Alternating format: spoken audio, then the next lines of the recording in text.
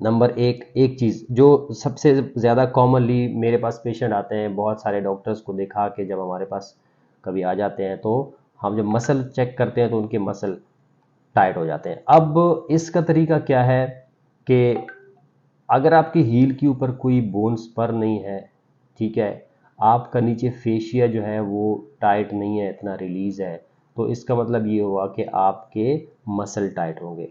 ठीक है। दूसरी जो वजह है वो ये है कि हील के जो बड़ी हड्डी है आखिरी, जिसको कैल्केनियस बोन कहते हैं, उस बोन के ऊपर अक्सर औकात विटामिन डी, कैल्शियम की कमी की वजह से, किसी भी वजह से उसके ऊपर स्पर बन जाता है। हील स्पर का मतलब है कि छोटी सी और उसके ऊपर हड्डी बन जाती है, या हड्डी जो है वो डी शेप हो जाती है। वो जब डी शेप होती है तो वो प्लांटर फेशिया जो है उसको इरिटेट कर रही होती है ड्यूरिंग वॉकिंग। ठीक है। एक तो दूसरी वजह ये हो गई।